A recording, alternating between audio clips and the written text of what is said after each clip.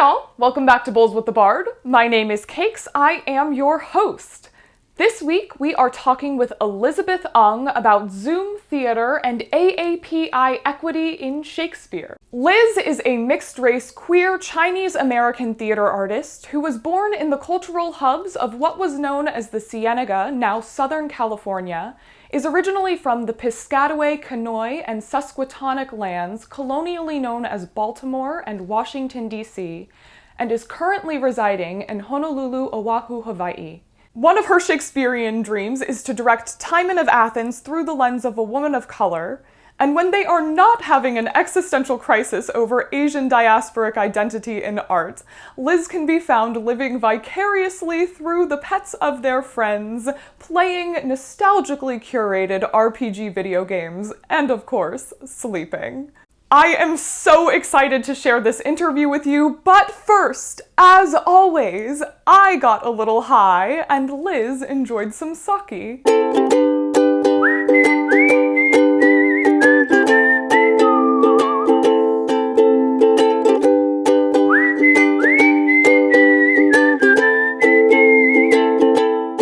All right, we are back with Elizabeth Ung talking all things plague. Elizabeth, we're going to talk a little bit more specifically later about the production of Macbeth we both worked on, but what else did you do with your quarantimes? Lots of things. Very small things like, like 10-minute play festivals here and there. I directed a virtual production of Man of God by Anna Oyang Munch. And it was performed at Strand Theater Company. And I technically adapted it from, a stage version to virtual, which was a learning experience. Like, I was technically directing a film, which is like not my forte, but I learned a lot. I learned a lot about the process, and yeah, and it's very different from stage. So I know not to, kind of do a virtual adaptation of a stage production. That's normally, written for stage. So I know with Shakespeare, it's a lot more malleable to put it to a virtual production. But like if something is set like on a stage, like for example, Man of God takes place in a hotel room. These four Korean American these four Korean American church teenagers all are kind of in this room for the whole play. So it's understandable, like needing just one setting and to make that setting consistent across all Zoom like rooms and like backgrounds. Like I was like, I understand why that's the story can be told much more clearly. But in that adaptation, I was like, okay, like what is something that can be sort of translated into film? So the sense, like in the story, mild spoilers, by the way. In the story, they discovered that their pastor has put a camera in their room, and so the play deals a lot with like sexual assault and the sort of trauma that a lot of these girls have been through with being women and with being Korean American women. So but yeah, in that sense of voyeurism and like you never know who's watching you, like I use sort of like the cameras, like the literal laptop cameras, as like ways, like they don't really look directly at it, only if they're addressing another character, but in the sense that like it's always a close-up on their face. Like it gives that sense of even the audience being uncomfortable watching, teenagers like discuss about these things and trying to process through their trauma. So yeah, it's so in that way I was like, okay, I'll just, that'll be kind of that production of it. And it was well received. I was glad. Like it was it was a good production, and the whole cast was amazing, and the production crew as well. Just everyone resonated a lot with what the play was talking about and its themes. And it's also funny and like also dark, but it's very mixed media in that sense. I do want to be a film director. And it was kind of a passion of mine as a kid, a dream of mine as a kid, just to be a film director. But again, like directing a play over Zoom is just, it's a little hard. It's a little difficult. Yeah, yeah. I mean, that's like, I don't think enough credit was given to how much more of a new medium that was in and of itself, rather than being an extension of like film making the way Mm-hmm. we traditionally view it. I was really amazed though by like how people like you were able to get creative with using that medium and not just have it be sitting in the squares the way that so many people did it, which, it's fine. And we all needed our creative outlets, God Yeah. knows. But like, it was really amazing to see people do different things with it. And it was very exciting to get to be a part of your production of Macbeth. Mm-hmm. You really encouraged us to do more than just sit and to find ways to get the cameras moving and to get our bodies moving and to Mm-hmm. really let the audience into like the setting that we were supposedly in. Um, do you want to talk a little bit more about like how you Yeah. came up with the idea and like the whole Yeah. process? Yeah. It's been a couple of years. Oh gosh, 2 years. I think so. Aaron Riley, who runs the Strand Theater Company and did the Weird Sisters Shakespeare Society, founded that. She said, "Hey, you want to direct something?" I was like, "Okay, and so this production of Macbeth was done before I did Man of God. So this was kind of my real test in the waters of like, okay, what can I do to manipulate the camera and stuff like that. It was, yeah, so we were like 3 or 4 months into the quarantine pandemic. And I know I really resonated a lot with like the psychology of like cabin fever because I was feeling it and being like stir crazy. And looking into like, a friend recommended this streaming service Shutter, and I came across this movie that was filmed entirely on Zoom called Host, and I watched it, and it was scary. It was really scary. It was really frightening. And I remember seeing it, like I had to see it in the day, like I knew I had to see it in the daytime with all the lights on just to be like I don't freak myself out. But I was intrigued by the way they used a lot of the sort of like the fact that like even cameras on Zoom are not as clear, in terms of like quality, using that to sort of bring in the idea of like this unknown presence happening, and also the way that they don't show a lot of things as well. Like a lot of it is off camera. A lot of the reactions, what they're looking at is kind of right in front of them, but the audience doesn't see that. And that reminded me of like the Alfred Hitchcock, his sort of formula for not showing who the monster is. I mean, it's prevalent through a lot of other films as well, but I think Alfred Hitchcock really coined that term and that technique to show like it. The less you show of the villain or like the monster, like the more scary it is. And so yeah, and so Aaron wanted me to direct Macbeth, and I was like, okay, how do I put those two concepts together? And yeah, it developed out of that, and became what it is. And yeah, it was just really, I thought like the concept at the time, like it was, very timely. I definitely think it would be, it would be outdated now, but at that time it was really a lot of feelings of what everyone was feeling, in terms of being isolated, in terms of being like understanding the dredge of the lull of just staying at home and just itching to go outside and itching to, you know, find itself. And in the play, there's mention of the plague or like something going around, and that can be definitely equated to COVID. So it's like perfect. Like the dramaturgy is right there in front of us. It's the current events that's happening around us.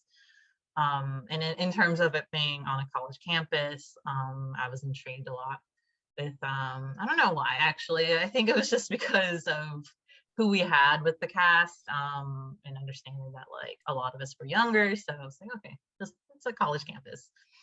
So yeah, that's kind of maybe how that concept started from a Awesome. couple years ago. Yeah.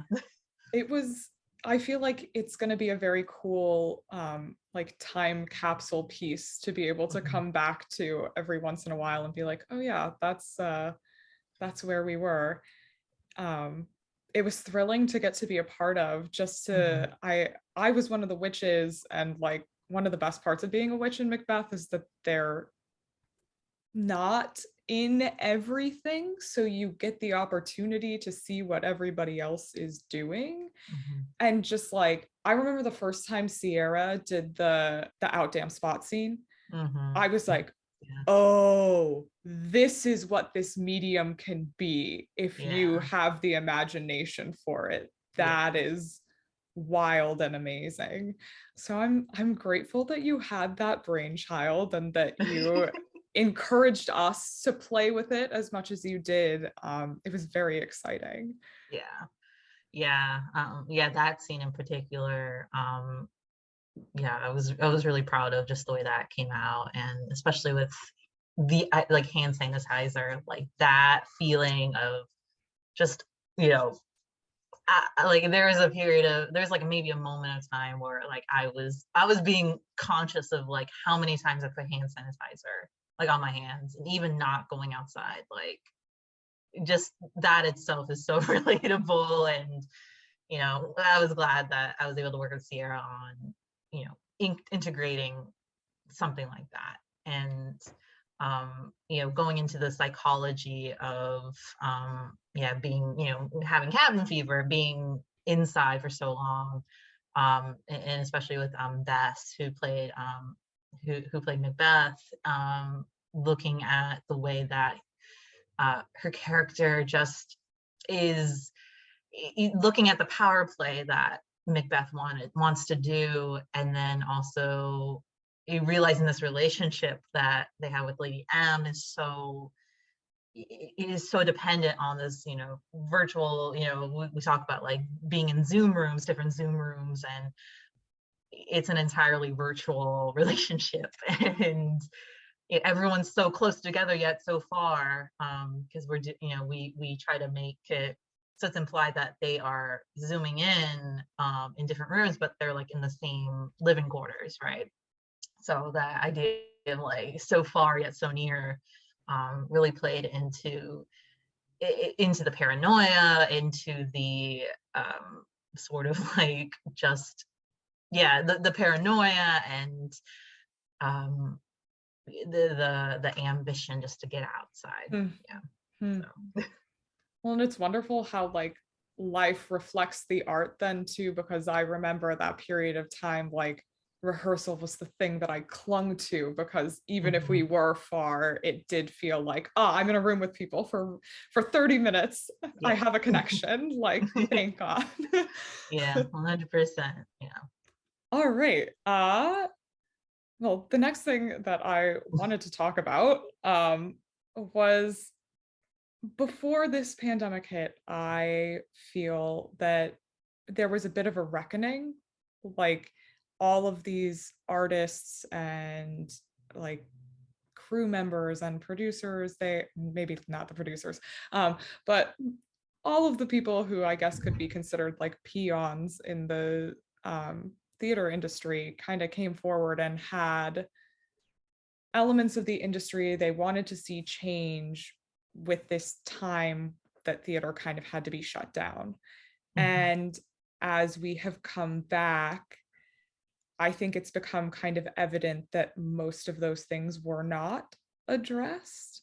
Um, and so one of my goals with this season is to use my platform to the best of my ability to give people I feel like are not represented well enough in the community that I see myself the most a part of, which is the Shakespeare community, and get into their heads about like how can the Shakespeare community open its arms and actually be more inclusive, because we talk about it all the time. And I actually do think Shakespeare tends to do better with like gender equality than a lot of other theater areas. I think people bend it, and I've ended up working with a wide variety of gender identities when I have worked in Shakespeare, but basically every Shakespeare production I've ever been in has just been so, so, so white. Um, and so with you specifically, I am interested in knowing how you think the Shakespeare community could be better toward the AAPI community. Um, yeah. Okay. Yeah, start there.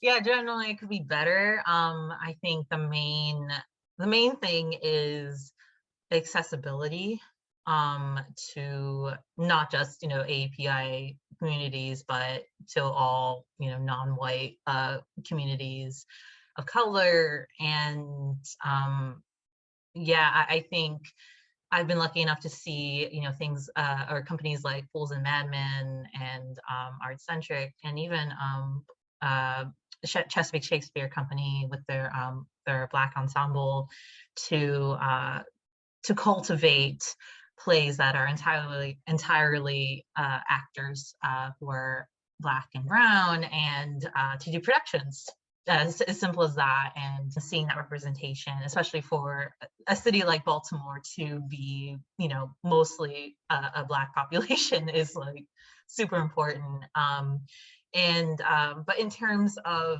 the API community, we have a less population across the board in terms of of course there are pockets. For example, in Hawaii, it's a mostly Asian American and Native Hawaiian population, which gets mixed up together, just the way it is. But yeah, I would say in Maryland, aside from like pockets of communities, it's I've seen like 8% like it's Asian American, or like 1% like it's this and that. And so when theater companies put on their season, we see the one token Asian play kind of happen, like once in a blue moon. It feels like it's like, oh, we're here, we made it. And then the next season we don't see any other, and it's kind of like, well, I guess they dropped that ball. It's just, we gotta wait another 3 or 4 years before, we get another play by an API playwright, and director. And so it is scarce. It feels like every time there is a casting call specifically for Asian American, actors, it's like everyone I know in my circle is just flocking, to that. It's like, okay, we got to stick together and support each other, and whoever makes it. And then of course we can go into like hiring local versus hiring somebody from New York. That sort of thing also plays into the reason why I feel like it's so scarce to produce and to find API representation in plays. And then for Shakespeare, I feel it's even, I'm not sure if worse is the right word, but it's even more or less like I feel I see it. And when I do see it in Asian American, or Pacific Islander actor be in a show, they're usually like one or two, in that whole ensemble. And I've experienced this a lot, where I've been tokenized as like the only, and not on purpose, but like, I look around the room and I'm like, well, I'm probably the only Asian here. And it's and I'm super conscious about that. Mm-hmm. And so being tokenized has lately kind of been something I've been trying to avoid. Unfortunately, I can't, because I need a job, and I need to, I want to do a role. Like, understandably, that's why I stay on, but also kind of realizing like, man, I wish, wish there was like another, Asian person here. And then looking, kind of observing from the outside, when I do see other Shakespeare or like classical adaptations happen with the one Asian token, the token Asian person in it, uh, I'm kind of wary of how stereotyped and how archetyped they may be. So a lot of when people think of like Asian American woman, they think like petite, demure, just sort of this ingenue, and they're always stuck in that kind of role. They're always stuck kind of as that because we've been in media, we've been exoticized as these, very kind of shy. The geisha trope happens a lot with that, especially for a lot of heightened things and heightened stories. It's we've been exoticized, orientalized, all the isms and ises, that kind of puts us in this box. And in recent years, I feel like there is this responsibility to make sure I try to avoid that. And I also want to talk with the director of the piece if they're willing to be open. And that's the other thing is trusting the right director about that. But talking with them, saying, okay, what's a way that I can take parts of this stereotype and make it refreshing, especially if I'm the only Asian American on the show. And sometimes it gets overlooked, honestly, or like sometimes it's like I have to figure that for myself because it's like there's a time crunch, and I feel there's always more that we can explore with kind of being the token. But yeah, it's hard out here. I've yet to see an entirely Asian American API production that's done in English. I mean, I've seen productions that are in foreign languages, but yeah, an entire API Shakespeare production has yet to kind of come to my doorstep, especially, living on the East Coast too, like in that, the DMV area. Yeah, it's rare. And also that's not Bollywood, because Bollywood again is also accessible, and I've seen a Bollywood production of Midsummer Night's Dream, and it's fun. But I also hear a lot of people, oh, let's do Bollywood of this, let's do Bollywood of that, and I'm like, well, Bollywood isn't the only very heightened fantastical thing that we can work with. But yeah, it's yeah, again, I've yet to see an entirely API production happen. So yeah, I think the closest thing I could think of would be the Richard III we were supposed to do, and that didn't happen. So yeah, womp. Even then, like the puppeteers were. Yeah, no, I agree. I was like, why are we like essentially all white people getting taught like it was cool, but like this is not ours to be taught. I felt especially in hindsight. I feel like even that like can be taught there to others, of course. But it's weird too, especially I believe there's one other Black actor part of the puppetry ensemble. But even that, being in a space, as a non-white non-Asian person of color, like doing that and then being masked, like kind of being covered and kind of, that gets complicated with like, okay, like, I'm in this play, like in this space with other people of color that are not my ethnicity, and it becomes weird. And I've been in that situation too, where it's like, I'm a person of color, but maybe I don't really identify, like I'm ethnically Chinese, but like if I'm doing an all Korean play, it's like, there's also things where that line is kind of drawn in terms of my general knowledge of, what it means to be in that space. So yeah, it's really tricky. Yeah, I'm sad. I'm sad that production didn't go up, but there are things that also could have been improved, such as having an Asian American director. I think Yes. is the most Yes. important. And an Asian American director that hires locally is also important, and not just bring in people from California or New York. Mm-hmm. So if we were to see an API, Shakespeare, just yeah, if I was asked to be part of that, like those are my guidelines, just to be with an Asian American director, and yeah, and with that consciousness of it being, this is all API people. Yeah. I feel like extra bonus if that's coming from an equity level that's actually going to pay you a living wage to do it too. Yeah, that Because, too. Yeah, like all levels of theater, honestly. It's like, it's got to happen at all yeah, levels. So, yeah, yeah. I feel like I see it like every once in a while happen in some of the smaller spaces, people being conscious. And actually now this year, like I'm excited to see Midsummer at the Folger. I like that cast. I was like, okay, this reflects DC. Like I'm excited to see that. But I feel like for whatever reason in this city, shockingly, like the equity Shakespeare seems behind on that more so than the non-ec. mhm. So, Yeah, it'd be nice if they paid more yeah, BIPOC actors in general to do Shakespeare.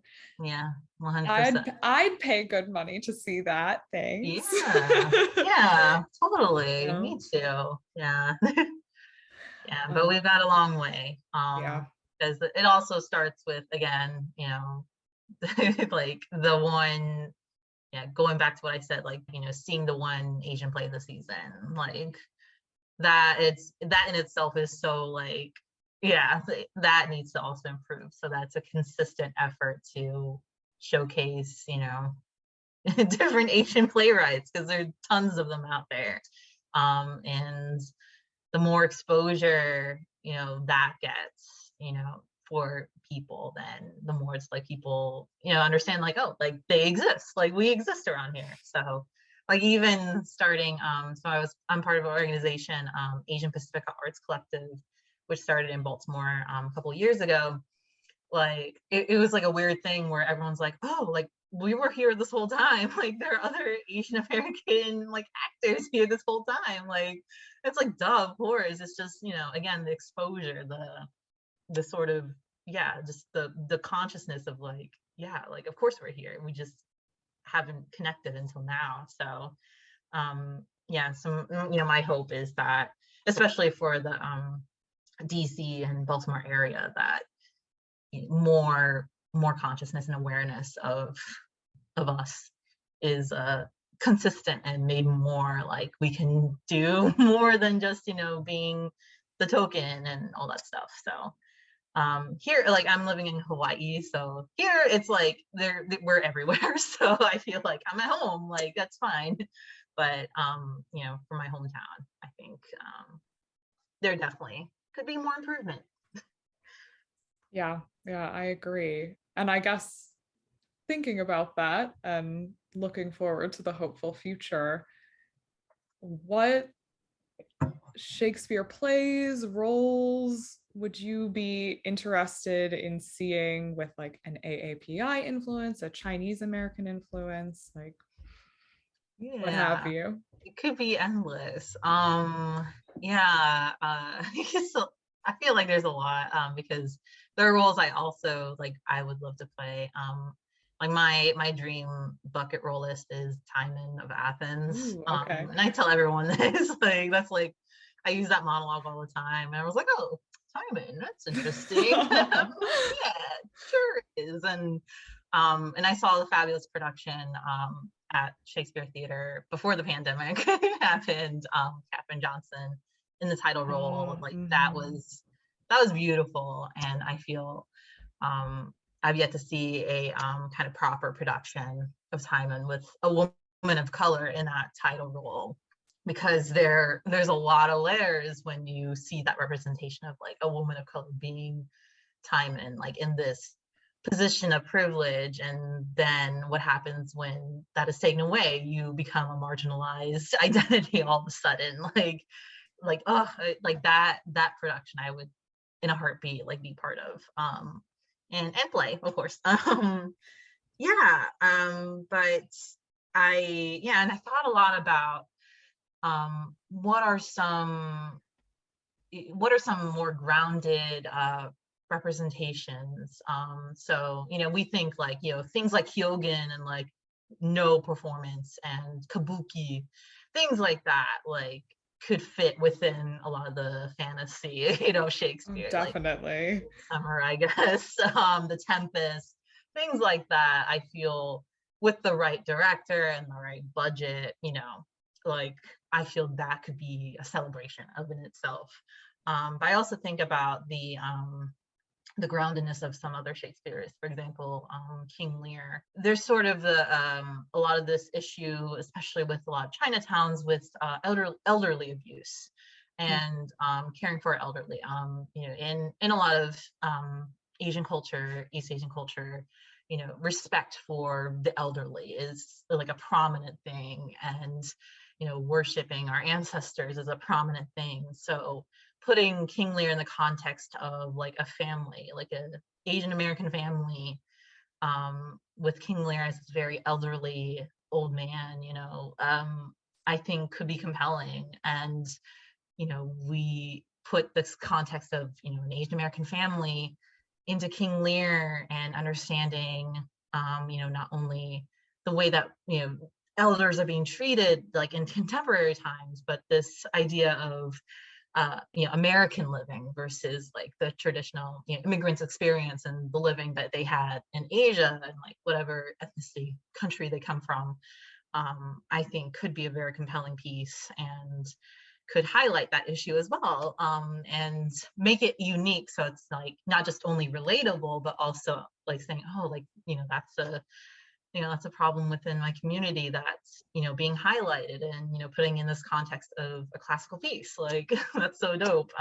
So I feel like something like that could be really cool. I also think of Othello and that story, and knowing that Othello will always be played by a Black or brown person, but also if that was done like with entirely Asian American cast, looking into colorism and how a lot of especially a lot of East Asian representation is this lighter skinned preferred look. And I'm part of that privilege where I do have light skin, but also knowing like a lot of Southeast Asian representation, they can be part of that story too, and understanding that darker skinned Asians are Asians. Like it's fascinating to kind of hear, especially from a lot of East Asians, that they don't see Southeast Asians as Asian or like part of their diaspora. So doing a production of Othello where Othello is played by a brown skinned Asian would be intriguing, would be interesting. Obviously, fleshing out all the dramaturgy and all those themes would come first. But yeah, I think that would also highlight an issue or highlight that sort of thing that happens in our community. It's not like, I wouldn't say it's like a staple. It shouldn't be a staple of our community, but it highlights something that happens in our community that maybe not many people know about. So I would be down for that kind of production. So yeah, overall, just looking at grounded productions of Shakespeare, away from like again the fantastical, like as cool as they are, again kabuki, Chinese theater, like I like those too, but also the other side of that, which is a grounded perspective for Asian American representation. I really, really love that. I feel like the more I go and see Shakespeare produced and directed mostly by white people, I see a lot of like asking the question, what can we put on this? Like, what era can we put it in? What can it like, but like, I love that you're thinking more along the lines of like, what can we say with this? And I feel like asking those questions and putting communities like yours on stage in those plays, like, is a much better justification for continuing to do them 400 years later when there are people we could be paying money to do their plays instead, like, than, you know, all of the tons and tons of money I'm sure we spend putting up like regurgitations of A Midsummer Night's Dream. Yeah, So, yeah. which have value in and of themselves, but like maybe a little bit less than what you are offering. Yeah, I Yeah. agree.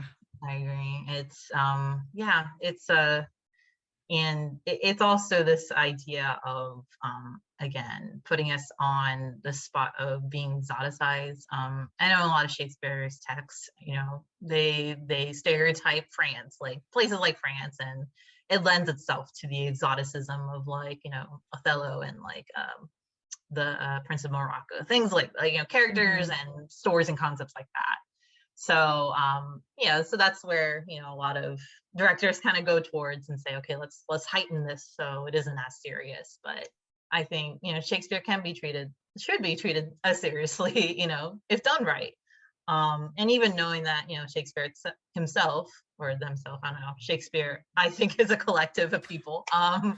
That's a whole other story. But, you know, like Shakespeare himself is like, you know, has his own prejudices and, you know, things he may have had to write, you know, because the Church of England said so, and you know, the monarchy said so. So understanding those limitations kind of, you know, lends itself to the privileges and oppressions that happen within his texts. But we can, you know, and what we should do with adaptations is unravel that, acknowledge it, of course, definitely acknowledge it, and then spin it to something that is relatable and something that is a reflection of real life. Hell yeah. Well, I think that's a great place to wrap up. Yeah. Liz, thank you so much for coming on. I've wanted to have you on for the longest time. Oh, So I really, really appreciate it. If you enjoyed today's episode, you can follow both Liz and Bulls with the Bard at the handles either on your screen or in the episode description. And tune in next week as we talk with Steph Craniola about the Protest Too Much podcast and women of all body types in Shakespeare. Until then, bye y'all. 1,000 sighs to save. Oh, lay me where sad true lover never find my grave to weep there.